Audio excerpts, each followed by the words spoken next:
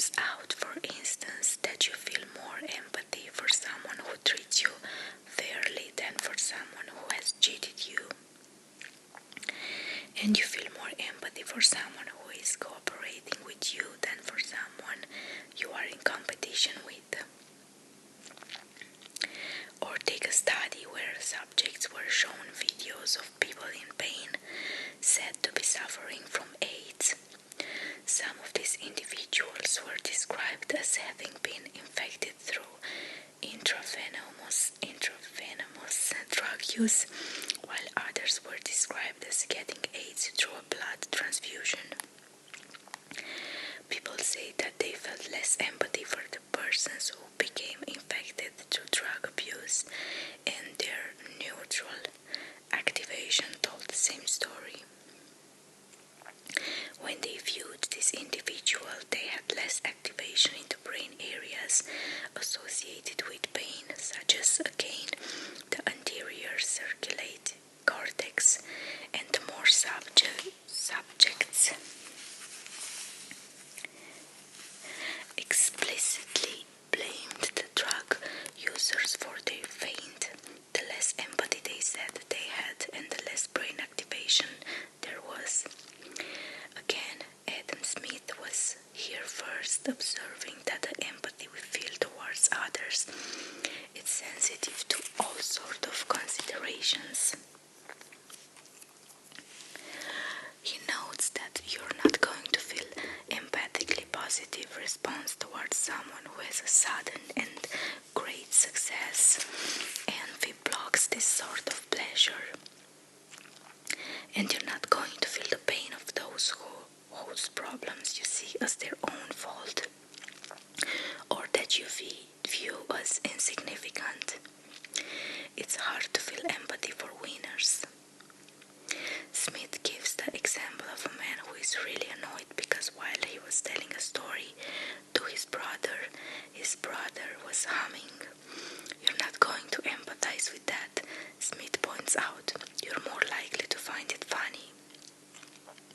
Empathy is also influenced by the group to which the other individual belongs, whether the person you are looking at or thinking about is one of us or one of them.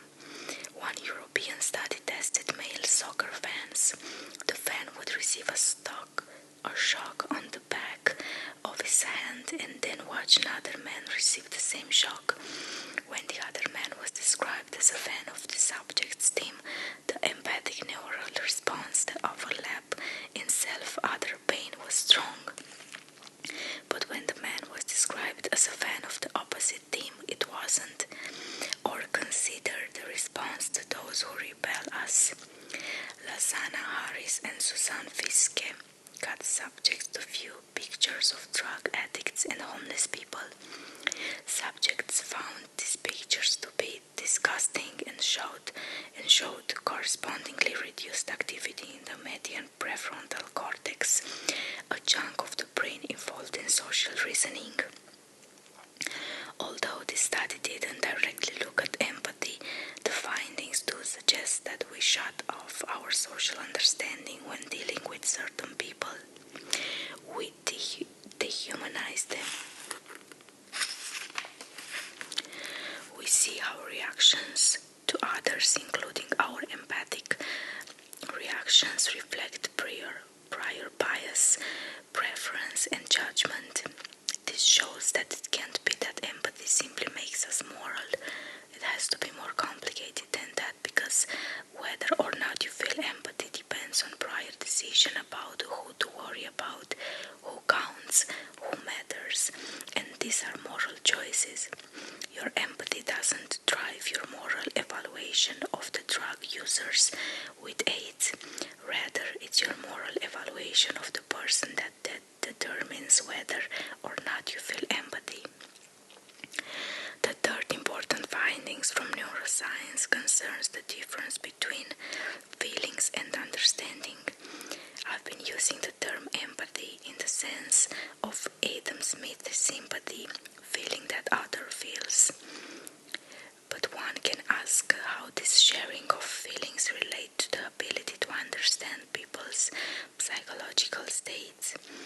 I've repeatedly pointed out that we sometimes call this empathy as well, cognitive empathy, and one might wonder whether they are one and the same. If they were, it would call into question my arguments against empathy. You can't make it through life without some capacity to understand the minds of others. So if feeling the pain of others arises from the same neural system that underlines everyday social understanding, if you can't have one without the other, then giving up on emotional empathy would be giving up too much. Some scholars do put the two together, talking about projective empathy in a way that doesn't distinguish between understanding and feeling. And one popular metaphor that of putting yourself in another person's shoes lumps together knowing what someone thinks and feeling what someone feels. Still, talk about projection or shoe sharing, or it's just metaphor.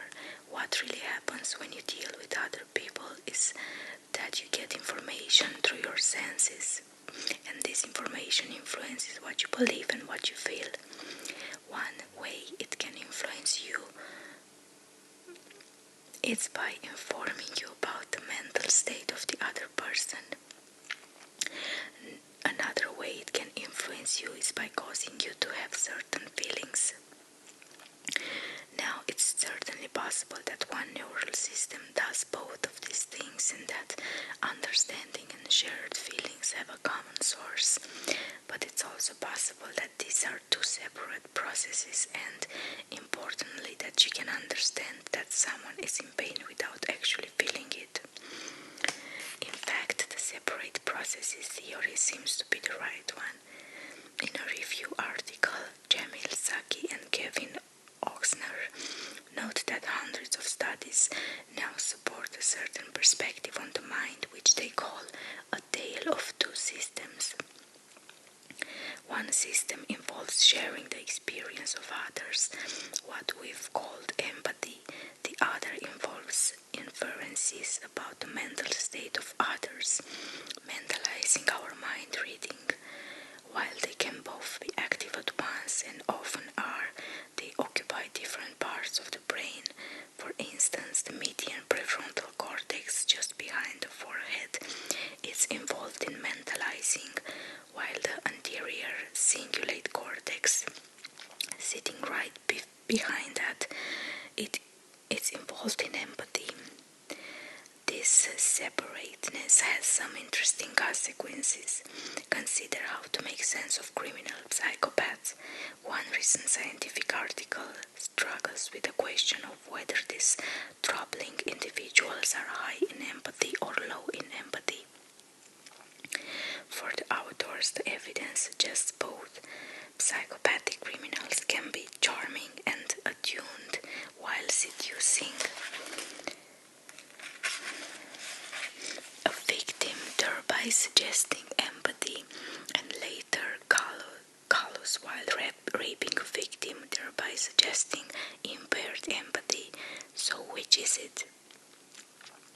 The authors try to resolve this apparent paradox in terms of a distinction between ability and propensity. They suggest that these criminal psychopaths have normal empathic ability, but adjust it like the dial of radio. Turn it up when you want to listen to the lyrics. Turn it down if you want to focus on passing a slow truck on the I-95. Turn up empathy when you want to figure out how to charm people and win their trust. Turn it down when you're assaulting them. They're surely right that this distinction exists. Two individuals can have the same capacity for empathy but choose to deploy it to different extents, and we've already seen that empathy can be triggered or stanched by your relationship with the person you're dealing with. And maybe that's part partially what's going on with the criminal psychopaths. But the neuroscience research tells us that there's a simpler analysis. The mental life of the psychopaths is only a puzzle if you think that the ability to make sense of people's mental states is the same as the ability to feel others' experiences, including their pain.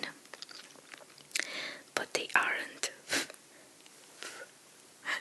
So criminal psychopaths don't have to be fiddling with a single dial of empathy. A simpler explanation is that they are good at understanding other people and bad at feeling their pain. They have high cognitive empathy but low emotional empathy. None of this is to deny that understanding and feelings are related. Smell, vision, and taste are separate, but they came together in the appreciation of a meal, and it might be that the act of adopting someone's perspective in a cold-blooded way makes you more likely to vicariously experience what they are feeling and vice versa. But these are nonetheless different processes, and this is important to keep in mind when we think about the pros and cons of empathy. The research we just talked about takes empathy down a peg. We mirror the feelings of others, but this mirroring is limited. Empathic suffering is different from actual suffering. Empathy is also contingent on how one feels about an individual. It's not always the case.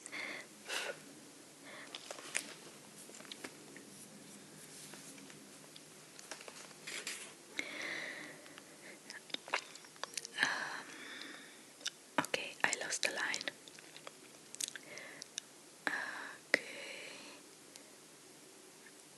Okay, it's not always the case then that we feel empathy and thereby treat someone well.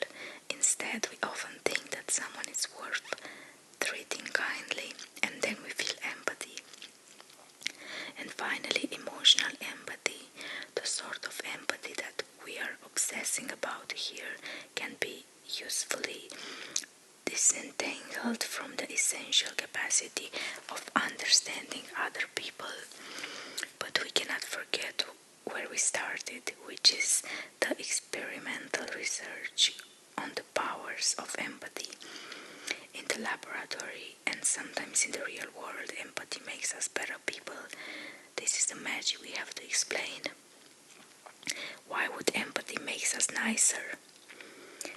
The obvious answer, the one that comes to mind immediately for many people, is that empathy allows our selfish motivation to extend to others.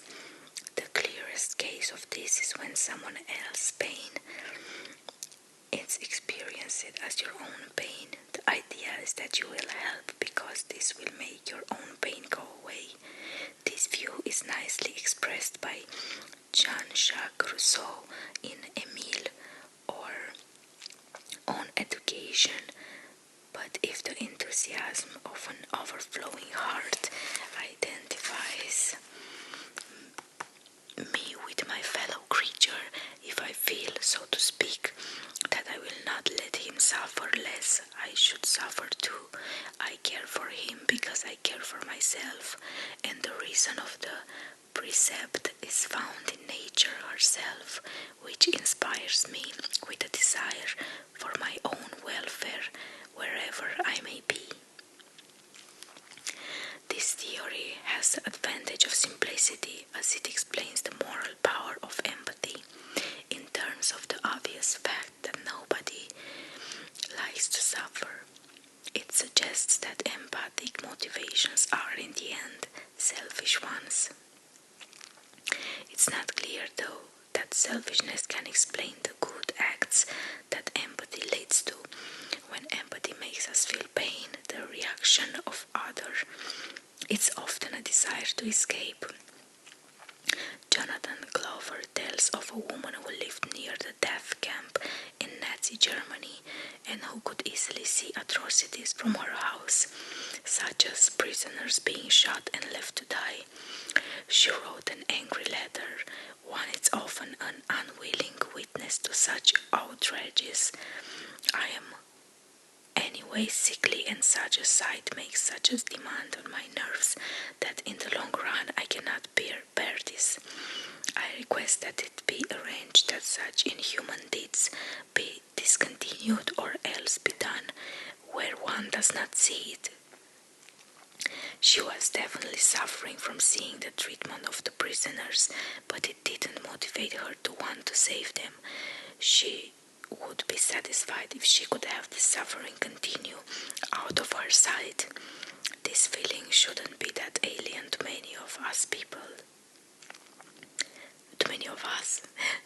People often cross the street to avoid encountering suffering people who are begging for money. It's not that they don't care. It's that they are bothered by the suffering and would rather not encounter it. Usually escape is even easier.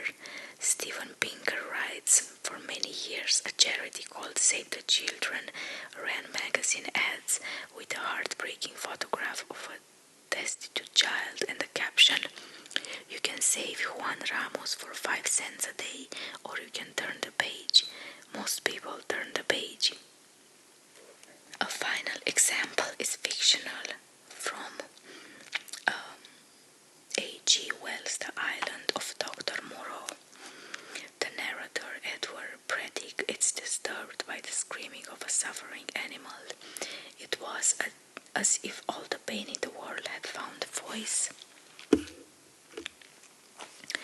Yet, had I known such pain was in the next room, and had it been dumb, I believe I have those signs. I could have stood it well enough. It is when suffering finds a voice and sets our nerves quivering that this pity comes troubling us. This has been cited as an example of the moral force of felt experience and the power of empathy. But what does Preddick do? He lives. He goes for a walk to escape the noise, finds a space in the shade, and takes a nap. So if vicarious suffering were the sole outcome of empathy, empathy would be mostly useless as a force for helping others. There is almost always an easier way to make your empathic suffering go away than the hard work of making someone else's life better. Turn the page, look away, cover your ears, think of something else, take a nap. To the extent that empathy drives us to the positive things for others in situations where there are easy escapes, it must be motivating us in a different way. Indeed, some of the clever experiments developed by Batson and his colleagues gave people the option to leave the study, but they typically don't take this option. Instead, they help the person they are feeling empathy for. This is an embarrassment for the selfish motivation theory. I favor Batson's own analysis that empathy's power lies in its capacity to make the experience of others observable and salient, therefore harder to ignore.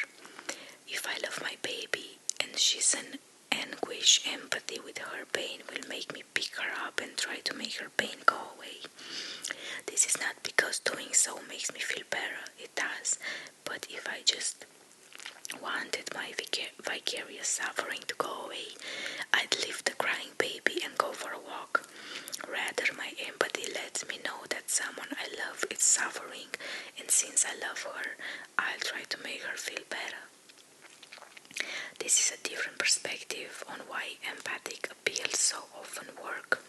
It's not that empathy itself automatically leads to kindness.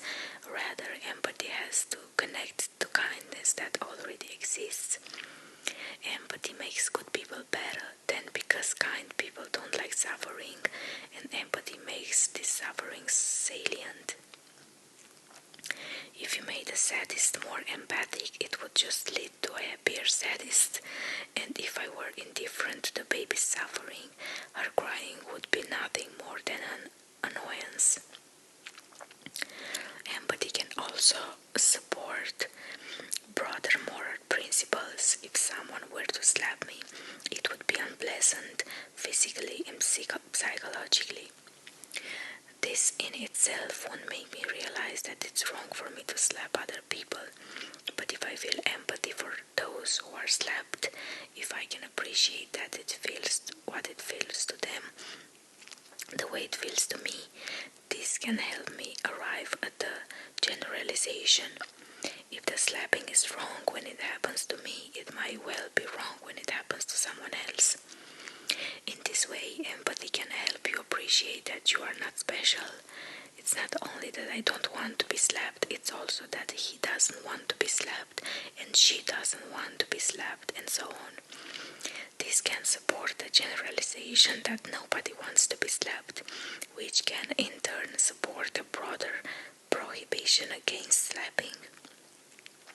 In this regard, empathy and morality can be mutually reinforcing.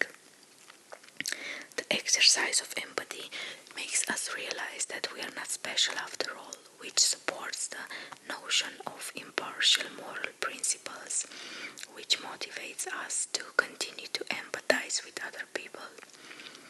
For someone who is a fan of empathy, this is a start at explaining why it is a force for good. This is how the magic works, how empathy can do good, but what are its actual effects on the real world?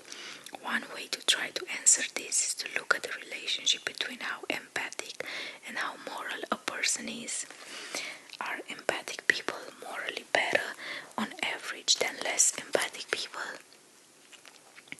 As you may imagine, there has been a lot of work on this question, but before getting to the findings, it's worth noting that this is a difficult research to do well. It's hard to measure the good that people do, how moral they are, and it's hard to measure how empathic people are. Let's zoom in on the measurement problem. Some people are more empathic than others. They are more prone to feel what others are feeling. In principle, there are a lot of ways to test where an individual lies on the continuum. This includes subtle methods such as those described above, like assessing brain activation in the neural areas associated with empathy. But such methods are expensive and difficult, so most large-scale experiments assess empathy the same way that they assess narcissism or anxiety or open-mindedness or any of the other traits psychologists are interested in. They ask a series of questions. Researchers use responses to these questions to get a score for each person, and then they see how this score relates to someone associated with goodness or badness, which is itself assessed through observation or experiment or by asking yet more questions.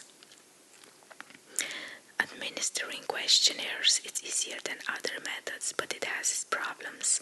For one, it's hard to tell whether you are measuring actual empathy as opposed to how much people see themselves or what others to see them as empathic. To put it crudely, some people who aren't actually empathic might believe they are or want others to believe they are and answer accordingly.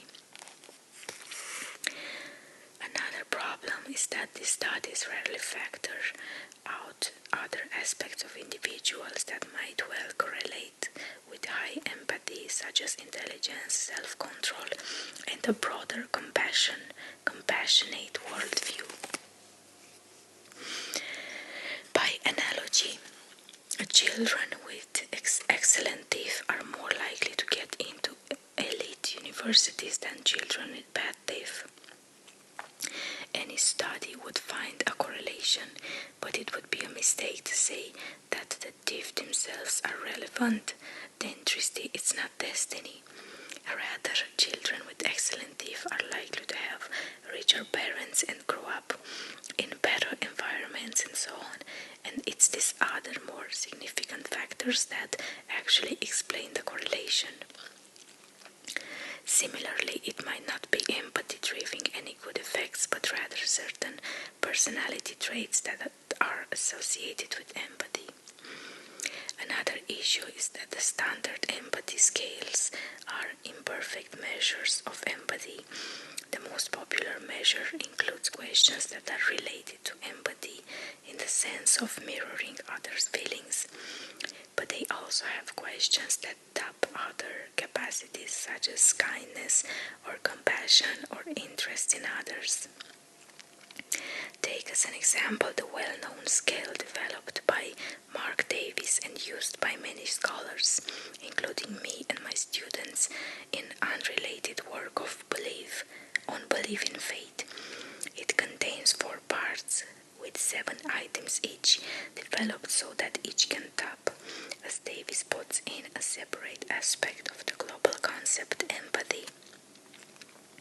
The scale includes perspective taking, tailored to capture people's interest in taking the perspective of others.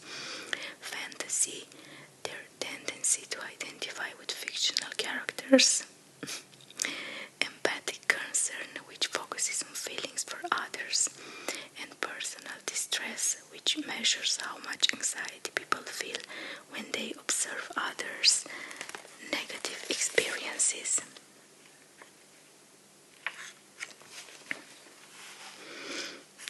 The fantasy scale includes the following items for each. You're supposed to rate yourself on a scale running from does not describe me well to describes me very well. When I'm reading an interesting story or novel, I imagine how I would feel if the events in the story were happening to me. I really get involved with the feelings of the characters in a novel. I daydream and fantasize with some regularity about things that might happen to me. These items do well in assessing an appetite for fictional engagement. But this is separate from what we are interested in here. Someone might have high empathy but not care much about fiction, or have low empathy but love to daydream and fantasize. The perspective taking scale does involve some empathy related items, but it also explores the presence of a certain open-minded attitude when it comes to disagreements. The items include: I believe that there are 2 sides to every question and try to look at both of them. I try to look at everybody's side of a disagreement before I make a decision. Again, one can score high on both of these items without being in the slightest bit empathic, not even in a cognitive empathy sense, or one can score low on these items but be highly empathic in every other sense.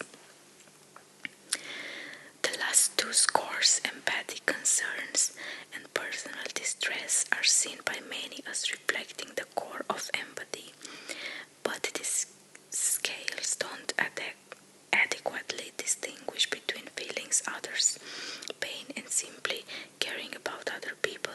It seems on the empathic concern scale, for instance, include: I'm often quite touched by things that I see happen. Sometimes I don't feel sorry for people when they are having problems. I care for my friends a great deal. I feel sad when I see a lonely stranger in a group. This certainly taps something morally relevant about a person, but it's not necessarily how prone they are to feel empathy. Rather, it's how much they care about other people. The personal concern scale has deeper problems because it basically measures how likely you are to lose your cool in an emergency. Items include: when I see someone who badly needs help in an emergency, I go to pieces. In emergency situations, I feel apprehensive and ill at ease. I tend to lose control during emergencies. Now, this might have something to do with empathy. Perhaps highly empathic people are more likely to get upset during a crisis. But the connection with empathy is uncertain, particularly since it's not made clear that the emergencies have to do with the suffering of others. Someone might freak out when a sewer pipe bursts or when there's a tornado coming down the road, but this has nothing to do with empathy or with compassion or altruism or anything like that. I will stop here today and I will continue in the